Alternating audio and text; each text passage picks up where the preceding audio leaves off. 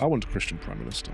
Yeah, I'm with you. I think the whole thing would be a lot better if we had a Christian Prime Minister, because It's all well and good we align on things like immigration, but if your moral compass isn't a Christian moral compass, you can quite quickly go down that slippery slope of, well, let's let people get away with whatever they want to get away with, and then that quickly becomes harming children.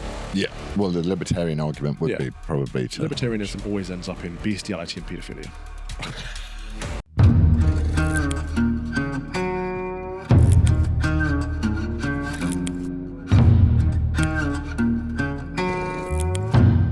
Welcome to Fox and Father, with me, the Fox, and him, The father. It is a show where Calvin tries to tutor me in the ways of righteousness, and we discuss current events. And usually we hand each other an envelope, and we swap back and forth. I give him a story, he gives me a story. You know the drill. But we don't have any envelopes this week because Just because. No, it's just like staffing issue today. And I also, for the similar reasons, forgive me if you see occasional flashes of my chest because I haven't ironed my shirt. You just can't get the staff these days, can you? You really can't. Anyway, how are you, Father Robinson? I'm good. I'm tired. Mm-hmm. I'm moving house this week. Yeah. All my stuff's going into storage on Friday, and I'm going to be homeless for a little bit until I figure out what I'm doing with my life. When I figure it out, I'll make an announcement on the show. Why are you not going to come and stay with me in the? No, I'd love to for a little bit. I'm staying with a friend in Cambridge for July. I'm staying with a friend in Oxford for August, and then I'm nowhere. So maybe I'll come and stay with you for September. Come and stay with me in September and come to Skiathos. Oh yes, Are you we've got to gonna do come to Skiathos. Yes, please. Okay, so That's the highlight of my year. I need to plan that one out. But I've also overdosed on antihistamines today because the pollen count is crazy. So I'm kind of drowsy. I didn't know that you were a what's it called? A hay feverish. Oh man, Are you it's bad? yeah. It gets to a point where I can't even operate anymore. I thought it was Emma Alberta Webb who was the one who was allergic to everything. Yeah, But it's I you. have allergies too. So you're trying to say I'm tired, I'm drowsy, Yeah. I'm over hay fevered, so I'm gonna have to do all the hard leg work. No, I'll still put the work in. Right. How are you? I am all right. I'm counting down the days to leaving this dump of a city. So when are you leaving? I am leaving on the 9th of, the 10th of July. Okay. And I will be settling in to the new pad over the next couple of weeks while the kids are away with their mum, and then I will go to Greece and do the same things I always do: lie down, read books, drink mythos. Relax. Yeah, which I'm really looking forward to. But other than that, I've I was walking to my car the other day, which I'd parked to try and go up and support, to go up so I could go and say, give Nigel a bit of support up in Clacton. And so I go up to Clacton, I give, How was that? it was good. People are ready for Nigel. Yeah. They really He's are. doing well. Well, he's also saying exactly what needs to be said. Yeah. I was, and because he's so seasoned in the game, isn't he? That he is. he doesn't need a script. He just says it. It was good to see you out there. It's like the right is uniting. It's a good sign, I think. I mean, yeah, I think it's the right thing to do. I don't think we're well beyond. There's well beyond being, competitive. You just want whoever's going to push it through to push it through. But they've tried to kill him with the Ukraine stuff. I know, that was interesting though, wasn't it? And it has affected the polling, which is interesting. So people basically just if the newspapers hammer a story often enough, I don't think it'll affect. There's only one people. poll that matters, that's polling day. All the others is just nonsense. When you see Labour and the Conservatives and the mainstream media, the entire establishment coming after you, you know you're doing something right. I think he is. I think most people are awake to the fact that the Ukraine situation is a proxy war that has very little to do with us, and to address it in any kind of critical way, you're painted as a Putin apologist. I don't think Farage is a Putin apologist. No, I think he has a different take on the Ukrainian situation than the approved narrative of the mainstream media, which is a good thing. I think that it's strange that you're not allowed to say that. That's very strange. We don't want 300,000 dead Ukrainian boys and men. And I'm really sorry just to be crap at, I'm no military historian, but I do know that Russia's got a much, much, much bigger population than Ukraine does. I don't even want to get much into larger land mass. And I just know that Russia are going to win. I don't really want to get into that, but I just think it's important that he's got a different take on it to what everyone else does, and that should be okay. But all of the establishment, including the media, are against him, that's fascinating because it shows people who the establishment really is, who the blob is. Yeah, the blob are, you have to agree to our certain set of rules. Yeah. So we're going to be in a situation whereby, I mean, I really hope that people see this general election as a 2016 repeat. A Brexit referendum repeat, and go out and vote like it is Brexit, because they didn't get a Brexit. They just got, Brexit. Yeah, but we're not going to give it to you in the end. Well, the Conservative Party is, I mean, we're not going to go too much into politics because politics I'm bored. But the Conservative Party is going to get a hiding, a good hiding. They are. But anyway, so once I'd gone and supported Nigel, I went home, then I had to go back to the station to get my car.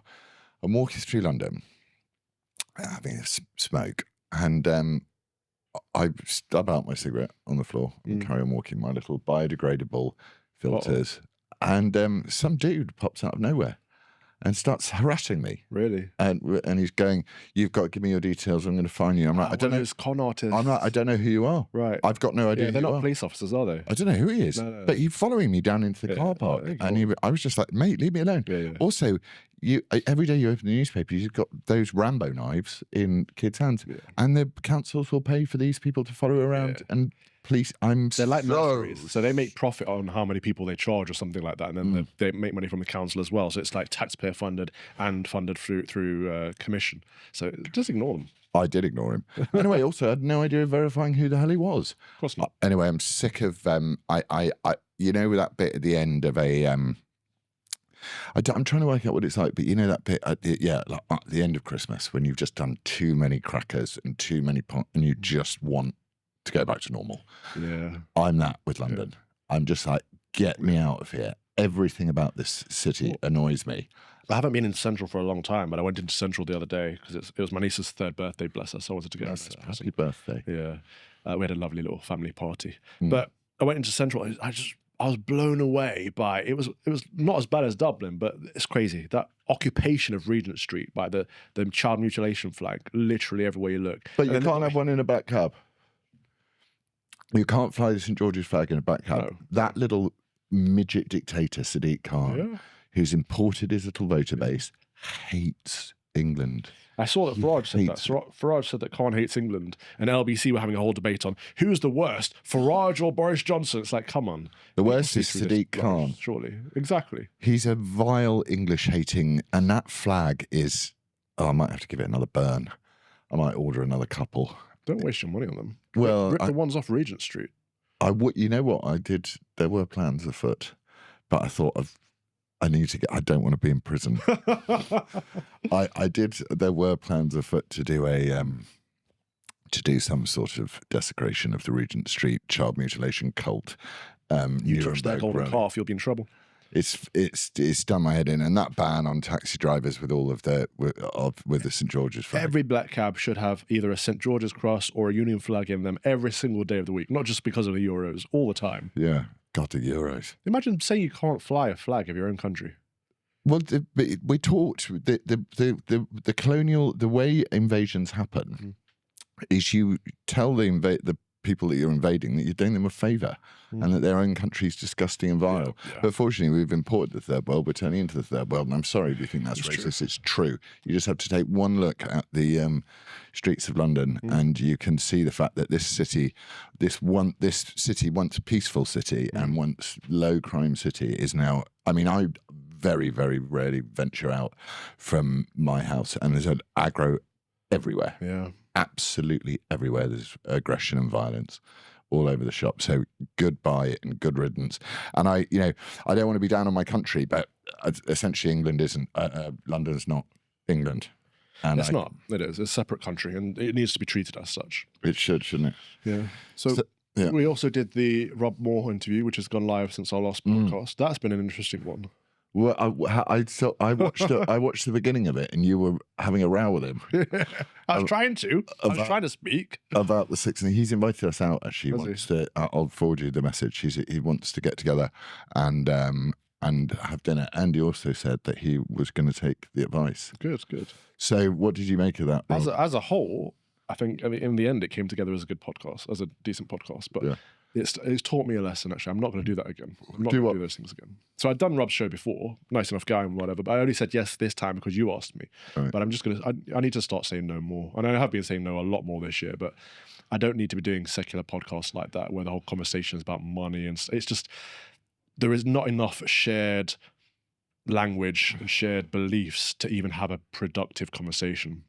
Okay. I don't think it was fruitful. Well, I think it's difficult to explain to an avowed atheist, or actually, I sometimes think there's some people who, methinks the lady doth protest too much side of it kicks in sometimes. What do you mean? I think there's some people really do contemplate their mortality and their existence, right. And to a lot of people, their logical and rational reaction is to turn around and go, no, God doesn't exist. This is all there is, and I've just got to rationalise it somehow. And but they know in the back of their minds that none of this is an accident. No. Everything has a reason, everything has a purpose. Yeah. Otherwise it wouldn't happen. No. Just by the very nature of things. And actually I was having a difficult minute, as per, and someone sent me through something about suffering and sort of leaning into it, enjoying it, being grateful for Finding the joy in suffering. That's the Christian message. Does it say that in the Bible? Where does it say it? I don't know. That's the message of the Bible. I don't know. I've had some antihistamines and I'm going to fall asleep now. What is happening if I did my Irish accent? People liked it. Did they? Yeah. Did they say that my accent was all right? I think someone said it was a bit of a gypsy accent. Well, don't be gypsist. Don't be gypsies. Now, I wanted to talk about two things this week. Yeah. And both of them are videos. All right? So King is going to put up on the screen the first one, and then we're going to discuss it. Cool. So watch this. With a slogan, I attract the ire of the occasional online idiot. But I don't have social media, so even I have to be told about that by my brilliant wife, Georgia, who is the real engine behind anything we do. She educates me about empathy and understanding, and she has been a huge educator for me. But I suppose if I'm honest, I'm a little depressed by the fact that acknowledging that everyone has the right to be who they want to be and live their life how they want to live it, as long as they're not hurting anyone else, should merit any kind of special award or special mention, because it's common sense, isn't it?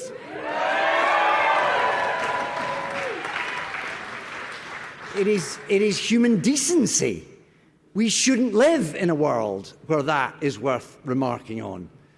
However, until we wake up and Kemi Badenoch doesn't exist anymore,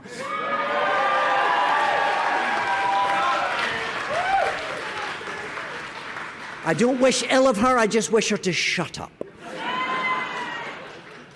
Whilst we do live in this world, I am honoured to receive this. I'm thrilled to be here and to be a part of this night. Pride is very important in our house. It's a family affair. We have skin in the game. So this event tonight thrills me. It gives me hope, it gives me fire, it gives me energy and deep joy. And even if I feel I don't really deserve this, I'm very pleased and very proud to be receiving it. Thank you all so much.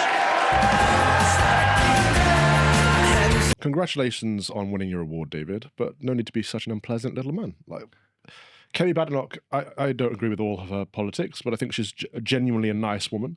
To say I wish she didn't exist, I wish she would just shut up. Like what? Why? I've got so many problems with it. Let's just start. Yes, with his wife feminizing him. Yeah. Let's start there. So, I watched a film yesterday.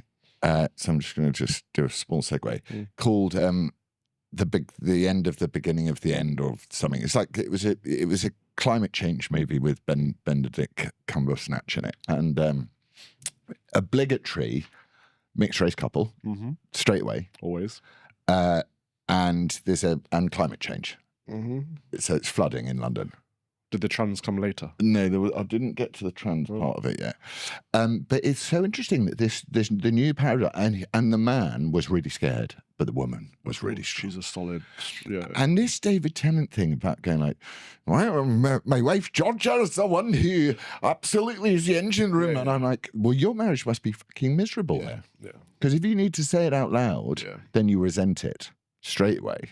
Because, you know, I'd never turn around, even though Lizzie is the sort of, you know, she kind of runs things in our life. I would never go, she's the engine room. It's like, what a pathetically weird thing to say in the first place. It's not even a compliment. It wasn't a compliment. It's a lack of male headship is what it is. And this is why he's so weak and feeble. And then he moves on to the fact that people just can't be who they want to be in this world, and if they're not hurting anyone else, then why is that a problem? And anyone who doesn't agree with me should fucking die. Yeah, it's false compassion headed up by tyrannous fascist ideology. He's a vile man. Be nice how I think you should be nice, otherwise we're going to cancel you. That's not nice.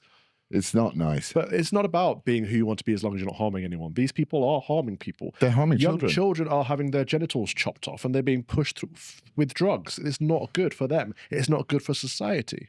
It's I think it's about the most. I think it's up there with full on child abuse to allow. Abuse. And also, I get the fact that David Tennant's just an actor and he just wants everyone to go, "Oh, you're so wonderful, David. Oh, great performance as Doctor Who and whatever you've done since." But it's like he was good in Doctor Who. He's but then very good. I don't need to know his politics.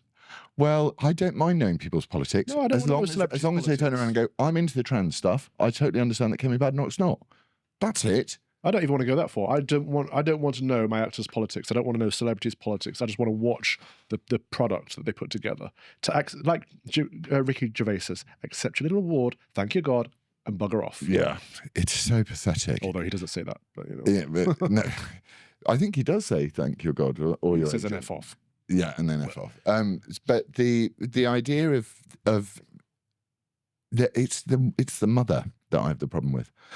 You think about what a mother's desire to protect their children and keep them safe and all of those things. The father has a different relationship, which is protect everybody and make sure everyone's safe. And, you know, and we worry about other things like money and all of that sort of stuff.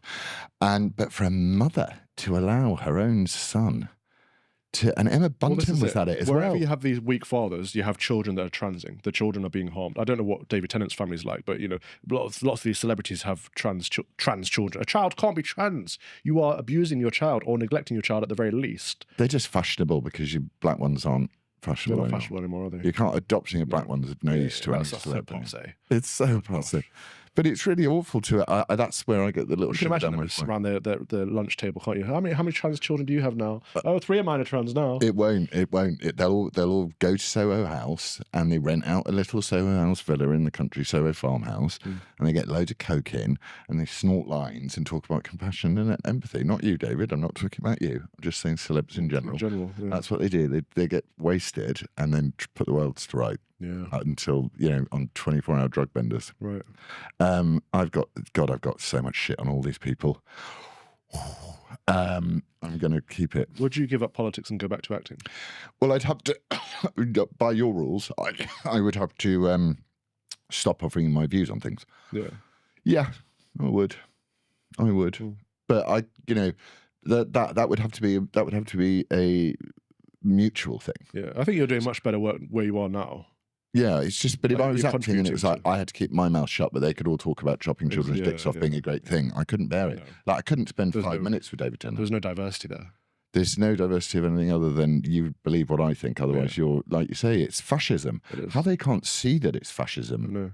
And then to turn around, and the irony, to turn around and go, in any other context in the modern woke world, a white male having a pop at a black woman would be, the whole world would go. This is the argument that Kemi's put out there, and I disagree with this argument because I don't think Kemi is a victim. You know, she's a government minister, she's very successful, she's high-flying, she's not a victim. So I don't believe in the narrative of, because he's white, he shouldn't have a criticism of her.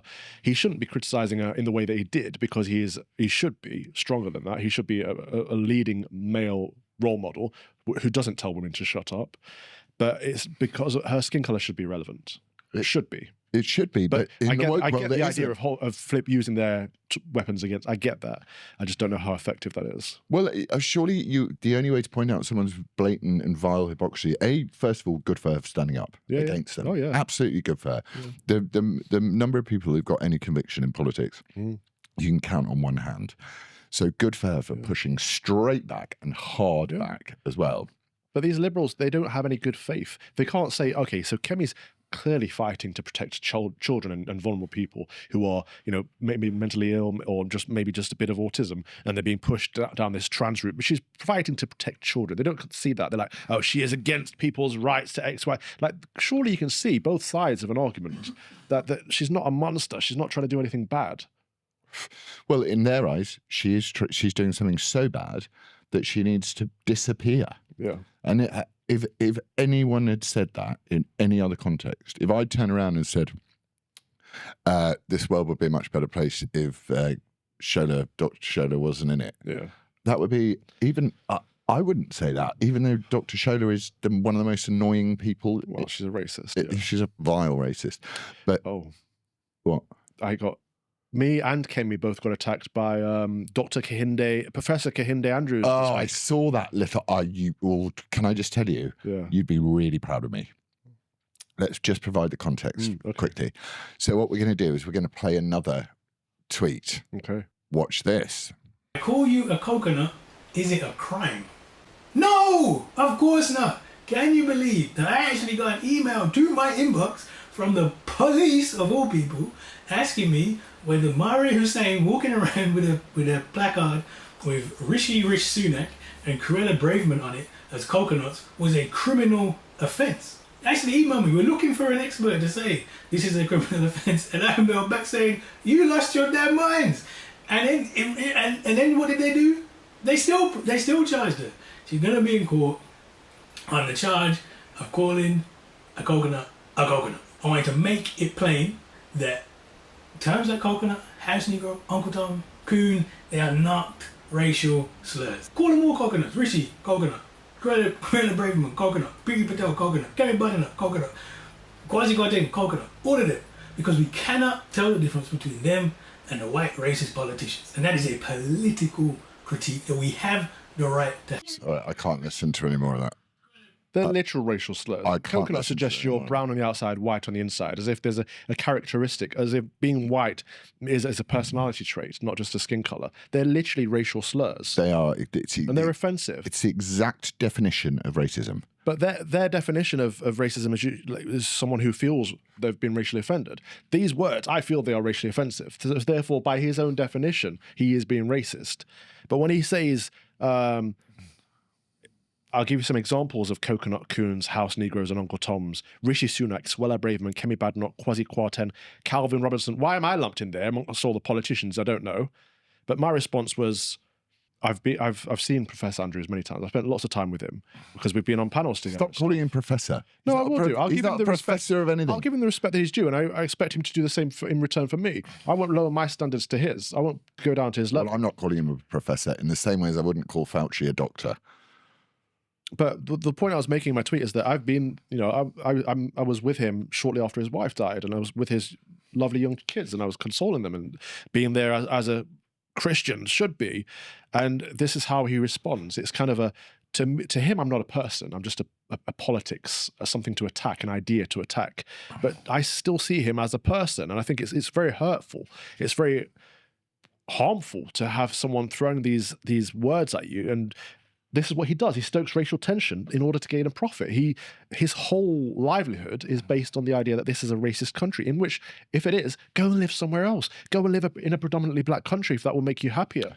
You are much more... I really admire that, you displaying that grace. You'll be proud of me of what I wanted to tweet him back. And I thought really, really, really carefully about it, because I'm going to do this at some point as well, because I'm getting really, really fed up, especially over the race issue. You cannot be a racist and get away with it just because you're brown. Yeah, that's I'm sick. You can't be racist to people because you hate them and say it's okay because they're not the same as me. Yeah, but also that it brings us back to this problem. If you're going to start using words like that, Kehinde, then there's another word out there which is banned. And I think we should start going, okay, you can start calling people coconuts and you can start calling people Uncle Toms and crackers and whatever the hell you want to call people. Why don't we start using the N-word back to you? It's like we just wouldn't do it. Of course not. Because it's out of a sense of real politeness and grace. But I thought so hard I'm going to go, God, I wanted to tweet. I'm glad you didn't. I wanted to tweet something that, and I thought it'll go mental. But they think they're clever. What he's trying to do there is use our own weapons against us. He's saying it's not a hate crime, blah blah blah. But hate crime is subjective. Hate crime is this is hateful. Racism has always been illegal. Racism has always been offensive. It's not illegal. It's not illegal to be racist. No, it's not illegal to be racist. Well, I didn't know that. Yeah. I thought it was already illegal to be racist or to racially discriminate. I suppose. Yeah, racial discrimination, is different to racial and abuse. you'll get racially aggravated crimes. But being a racist is perfectly we know what legal. racism is. Racism is very different from a hate crime or hate speech. The whole hate speech and hate crime umbrella incorporates so much of different ideologies, different politics and stuff. But racism is very clear. Discrimination or prejudice against someone based on their ethnicity. They don't know that. Even the judge doesn't. Even the judge. That's the whole reason I went to court, to find out. What does it mean, and am I one? Yeah. They don't know. No one knows what it means. Hence why we've got this pickle with Kehinde, who is just a grace grifter, and also I hate the idea that they think that your soul has a skin color. Well, it's like if you're black, you have to think like this. Well, he went and on. If you're white, he did you a have to think like whole this. video. I haven't watched the whole thing, but I saw a bit of it where he says, "I love my master more than my master loves himself," and stuff like. I don't have a master. I do not have a master. That is offensive. Just calling me a slave of who? Me. You're my slave. Well, no, because I think he was referring to Great Britain in general. But bore off, Kehinde. Yeah, bore off. And as you say, if you don't like it, go and live somewhere where there are more black people and you can feel really, really calm around. Of course he wouldn't, because he couldn't make his money out of white psychosis or whatever his stupid book is called. I remember his book. I reviewed his book. I think it was for the Telegraph at the time. Well, no, Evening Standard. He literally blames everything on racism. Even the Chinese Empire, he blames on white racism. It's insane, the mental gymnastics. They did bring in communism based around the concept of Han privilege. So they're right. Communists and racism is a great way to bring in Marxism. So I can't bear that. And then Dawn Butler piped up this morning. Did she? To say, she blocked me I'm not. I agree with David Tennant over the thing. Just to take another pop at Kemi Bennett. She should be sticking up for her parliamentarian colleagues. You would have thought, but also back in the day, the left and the right would have at least defended each other. But in her racial grievance mindset, she should be sticking up for another black woman. Right, that's true. It's so fucking inconsistent. Kemi's not black to her. That's the problem. Yeah, Kemi's a coconut to her. It's appalling. It is. And disgusting. And they don't even stick to their own moral compass. They don't have a moral compass. They don't have a moral compass. They're right about everything. And if you don't agree with them, you're wrong and you deserve to be expunged from the earth. Yeah. And that is fascism. Yes. Well, so, I've reported him to the police, so let's see what they do. Have you? Yeah. Because that's what they would do on the other foot. If the shoe was on the other foot, they would... For a hate crime, calling you a coconut. Right. Let's see if these hate crimes are universal or if it's two-tiered approach and the police only persecute people on the right and not people on the left. Let's see what happens. They certainly don't persecute. Apparently, you can have a Palestinian flag wherever you like in London. Then you can wave out of the top of your car, drive down Maida Vale and go kill the Jews, and that's fine in London. Yeah. And then in Germany, you can rape a young girl.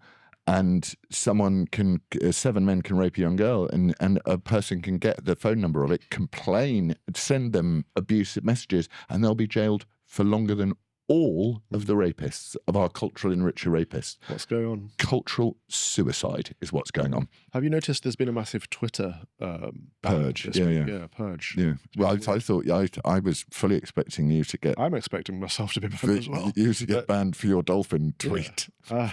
I mean, that was quite mild. People send me all this stuff about the Mohammedans doing it with goats and all. There's loads of horrible stuff that no one can ever unsee. So I didn't want to share that. But they're raping these poor dolphins, and these dolphins are becoming extinct because of it. It's just disgusting. Some cultures are better than others, guys. And sorry to say it, and I know that you hate that, because diversity, equity, and inclusion and multiculturalism says that everyone is exactly the same, but they ain't. Hence why some cultures stone women to death and throw gay people off buildings. Anyway, So Stelios is still banned from the Lotus Eaters. Hopefully he'll get unbanned soon. Yeah. David Atherton got unbanned. They got banned for sharing a picture of something, and Elon explained what it was. Really? I haven't seen that. Yeah, it was a child being abused, I think, by a cultural enricher. Okay. And it immediately flagged up the Twitter algorithm for child abuse. So Elon explained that one. Okay. Well, the Young Conservatives of Europe got banned as well. Quite a small account, but it's across the board. The right seem to be purged, at least over the last few days. It's election time, baby. Yeah, that's what interesting, happens, isn't it? That's what happens during Once election the argument time. gets suppressed. We've seen this continuously over every single election. When is it going to be pitchforks, do you think? When we've got Labour, we've got a Labour Party in power that's going to reverse all of the trans stuff, so we can go. Girls will have to go back to sharing a toilet with autogynephilic men. Yeah, the incoming education secretary is going to completely wind back all the caste stuff. Yeah. So you're going to have kids being told, the most pernicious lie that there was something wrong with them. So you're going to have that in power. Yeah. People are speaking up. So. Then the official opposition. Yeah. Thanks to the Conservatives being so fucking useless. If they are the official opposition. Well, the Lib Dems are going to be the official opposition. It could be reform. Well, I mean, a miracle would, but if you find that Reform get 4 or 5 million, 6 million votes, and they end up with 3 seats, and the Lib Dems get 4 million votes and end up with 61, then I think what you'll find there might be pitchforks. People are starting to speak up. So on my show today on the Common Sense Crusade, hopefully, I say hopefully because we filmed this before the crusade, but hopefully I will have had a nurse on there for part of this campaign of nurses who are saying, we don't want male nurses changing in the female nurses' changing rooms. It's inappropriate. We don't feel comfortable. We don't feel safe. We don't want them seeing us. We don't want to see them. That's not how we want to start our shift of caring and compassion for our patients. And so that people, normal, ordinary people, are starting to speak up against this trans movement. It's a Christian concern thing. It is, yeah. Speaking of which, Calvin, I have another tweet for you. Okay. Watch this. It just makes me feel on edge. You're coming into work, you're scanning the changing room before you start to undress. It's just uncomfortable, very uncomfortable. It's disgraceful that nurses are ending up in tears prior to their shift. I mean, we are there to be an emotional support for our patients who are about to undergo surgery. And it's very difficult to do that if you're in a state of distress from having to change in front of a male.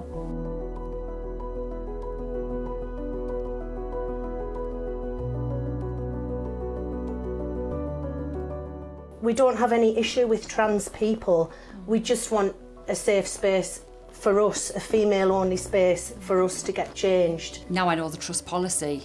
Anybody can be Well, in there. that's the problem. You know, anyone can identify as female can use that changing room. I don't want to get changed in front of a biological man, and I don't want to see him getting changed neither. That's not what I want to see when I come into work. And we're just wanting to talk about this and raise this issue so that women are aware that there may be policies in their workplace, particularly in the NHS.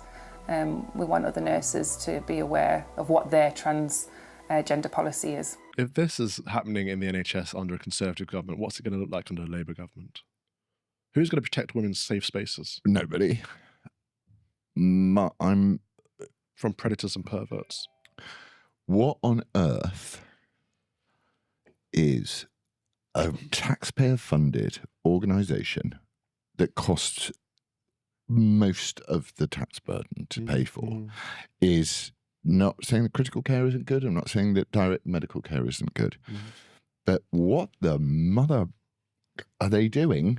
Putting trans ideology in something, because half their patients, at least, well, actually, forgive me, about 80-90% of their patients will loathe the idea of this. But it's part of the National Health Service. Who do they think they are, these people?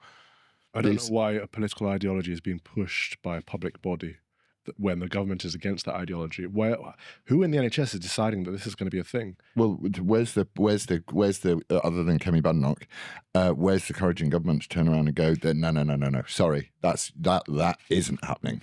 In the same way as we're not going to have a you wouldn't have a trans tank. I mean, you probably would nowadays, actually.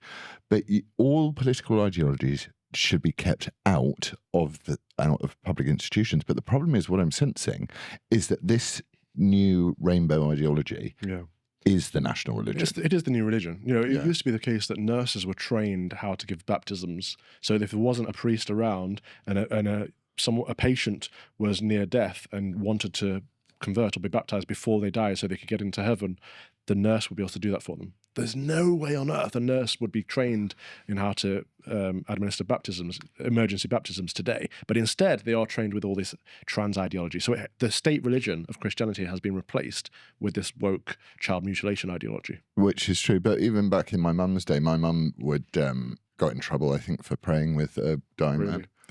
That's been a test case recently, one that I think it was Christian Concern had, that a doctor wanted to pray with his patient who asked him, would you pray with me? And the doctor was in trouble for it. And he went through the courts and they found that it was okay. It is appropriate for doctors to pray with their patients, thank God. I mean, I can't believe you go through the courts for that. I know. But you've got rainbow zebra crossings on the way into hospitals. The whole of hospitals are covered in pride flags. Yep.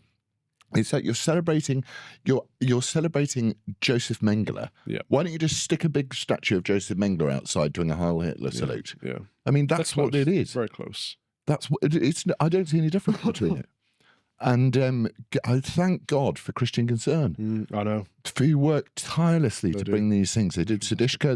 They constantly do these cases to try and expose the absolute awfulness of the National Health Service, not the, you've got to separate out from the frontline staff to the managerial class and the administrative class, but they are just beyond. I just, another reason I just want out. I just want out. Yeah. I want away from it all. I want away from your trans capital city.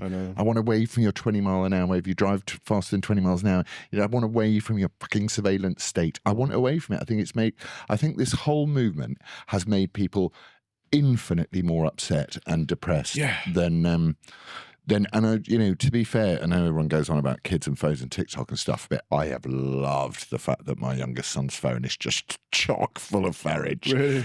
Whenever it turns on TikTok, it's just Brexit.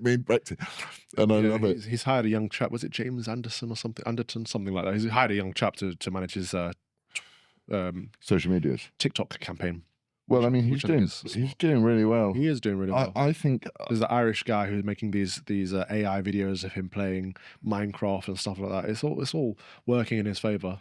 I think we got to all of us need to get out there and vote for Nigel and any Reform candidate in your. See, I do draw the line at someone like Andrew Jenkins. I wouldn't have stood a candidate against her. I love Andrew Jenkins, she's great, but I wouldn't stand it. 0 seats. And I'm not at the point where I'm endorsing Reform at all, actually, but I'm not against them.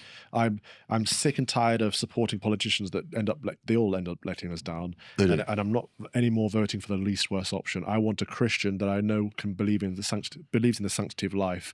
That's important for me. And I know people like Carl will say it's a purity test. I don't really care. I do think the right should stick together. That's good that they're doing that. And I think it's great you're supporting Farage, but I will not endorse anyone that's not a Christian at this point. Well, I think that. What about someone who has Christian values? I mean, what does that mean? Well, it means you're against the mutilation of children. Right, it means that all are created equal and should be treated equal. And I want a Christian Prime Minister. Yeah, I'm with you. I think the whole thing would be a lot better if we had a Christian Prime Minister, because it's all well and good we align on things like immigration, but if your moral compass isn't a Christian moral compass, you can quite quickly go down that slippery slope of, well, let's let people get away with whatever they want to get away with, and then that quickly becomes harming children. Yeah, well, the libertarian argument would be probably to libertarianism always ends up in bestiality and paedophilia. But it's not just London, it's also obviously Canada is a mess, and our friend Tommy has been arrested again for speaking the truth. That guy. I mean, and obviously the great news of Assange getting released suddenly. Well, James Denningpole put out this thread today that he thinks Assange is a agent. Oh God, Denningpole. I love Denningpole, but he's right down that. No, I mean, to Denningpole, the only thing that's real to dear James is James. Like everyone else is working for the other team. Like they're all secret covert agents. Right. I mean, I listened to his Alistair Williams podcast. And I love his podcast. I mean, I just don't envy what must go on in his brain. He must just look at everyone and go, right. have you been sent by the Kremlin? I think Assange has done a lot of good work, and it's good that he's finally out. Yeah, and I think it's amazing. You tell, the most you can tell about anybody is how much the authorities hate them.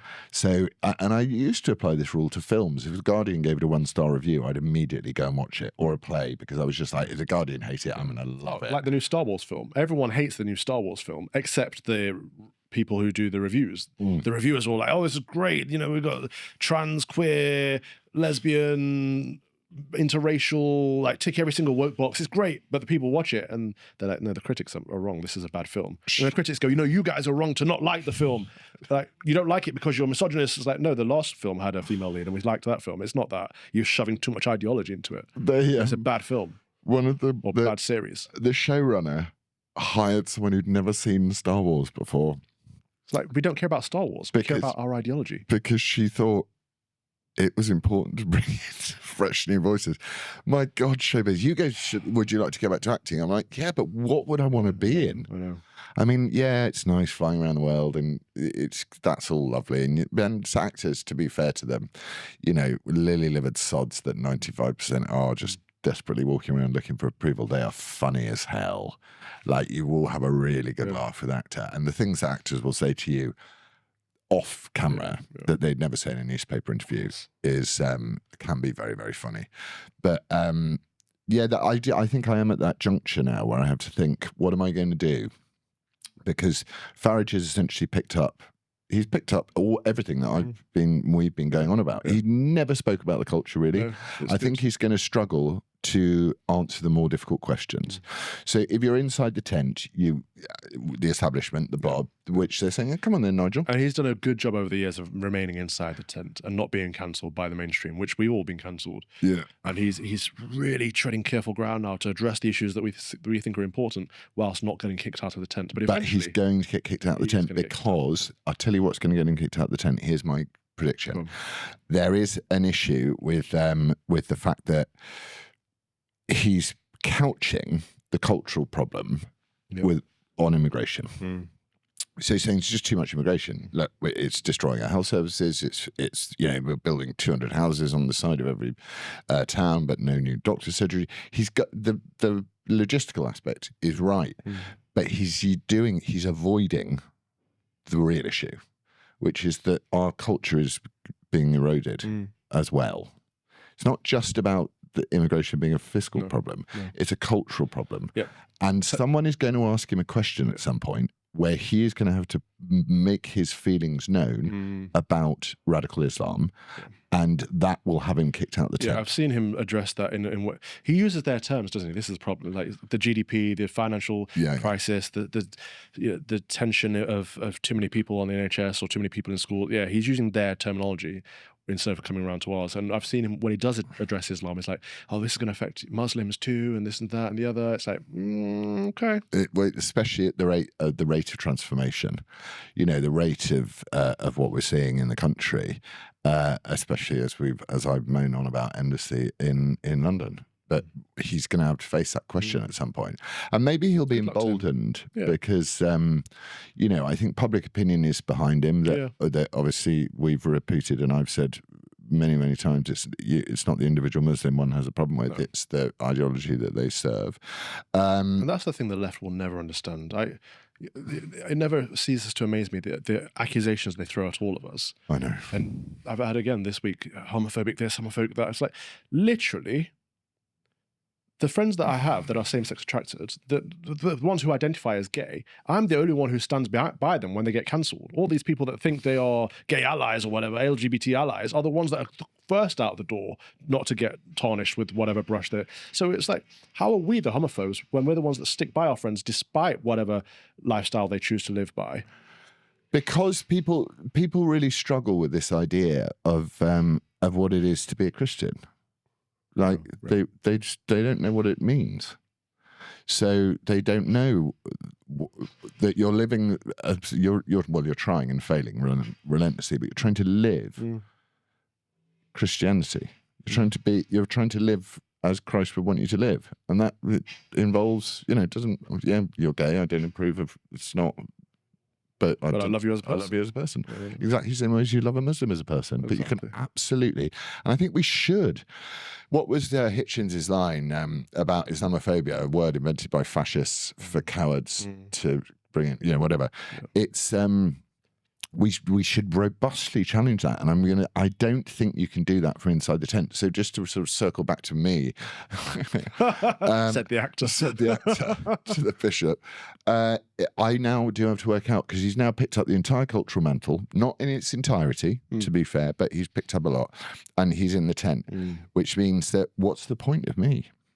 Other than maybe to shout from the children's table. I love that you're asking that question, though, because this is the question they never ask on the other side. Right. The people who say we're for civil rights or women's rights or gay rights or black rights, whatever, they never say by what criteria does our campaign end. This is why they continue to push. So when women get equal rights, it's like, no, actually women are superior to men and men are scum. Or when black people get equal rights, it's like, no, actually black people are superior to white people. Like, they keep going and going because they never have a success criteria. If you're asking the question, what is my success criteria? That's a good question to be asking, because maybe your fight does come to an end. Yeah, well, I think it's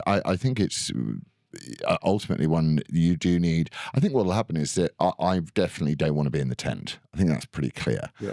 I'm going to spend some time thinking about what the point of me is in terms of the next sort of aspect of my life. My mum always used to say that life is about timing.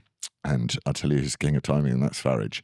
He literally just walked in and he saw it and he went, right, I'm going to pick it up. People are that pissed off, and good on him. And I will 100% endorse him, because I think it's pathetic of me to go, it's, you need to be gracious about these things, and it's all about the mission. I think your stance has been great on this.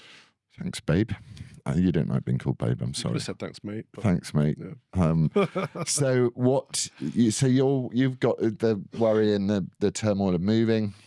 Yeah, and we were talking about Tommy. Oh, fuck bollocks. So Tommy's a hero. Just doing a speaking gig in Canada with Ezra. It's great to see him and Williams back together. That's wonderful. Yeah. He does one speech and then he gets arrested by the immigration people. They don't tell him exactly what he's being arrested for. Take his passport, so he's not allowed to leave Canada. Not allowed to go on the rest of the speaking tour. So he's stuck in one part of Canada.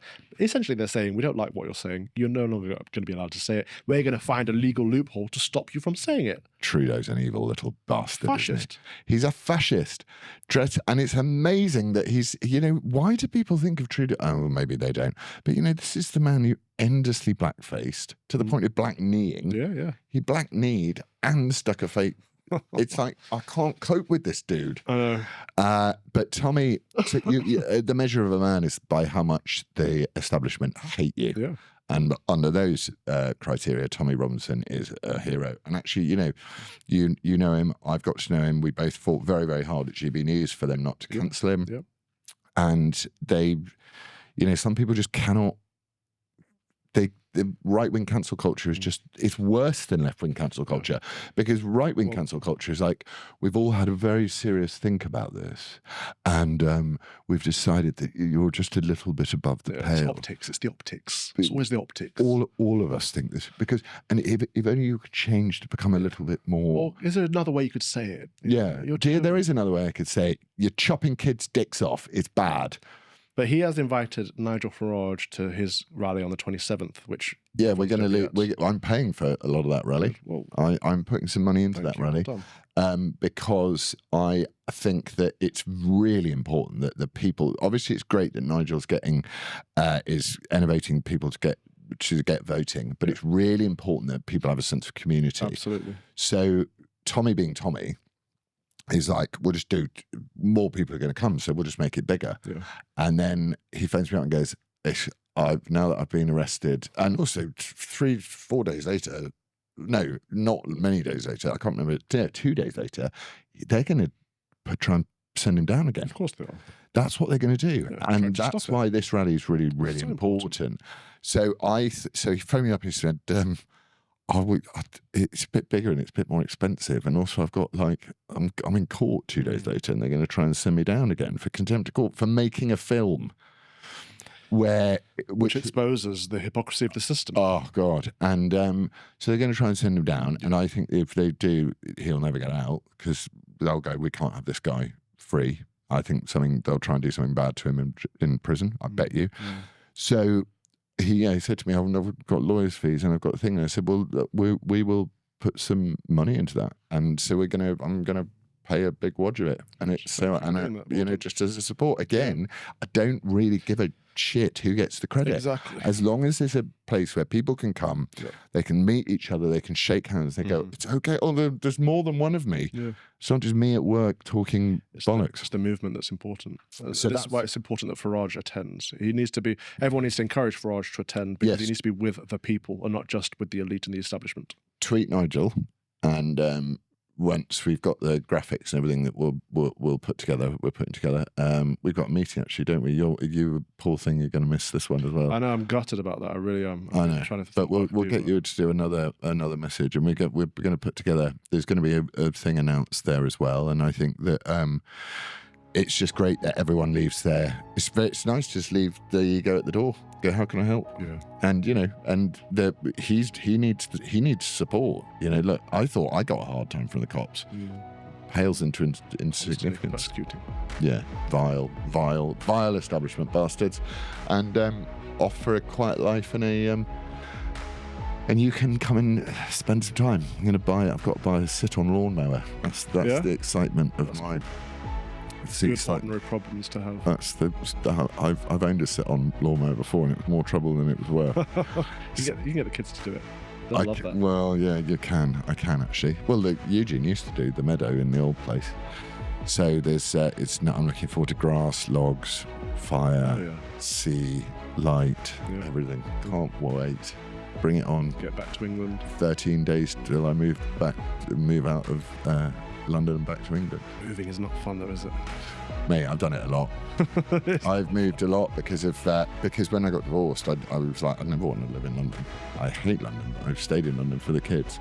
So I've rented the whole way, and now I'm just done with that, and I'm done with London. Constantine tweeted me this morning, says, I moved out of London a couple of years ago, best thing I ever did. I'm like, this is it. We all need to get out. Yeah, just you do. Abandon the city to them. Leave them to it. And on that joyous note, have a lovely week, and we'll see you next week. God bless you all. Take care.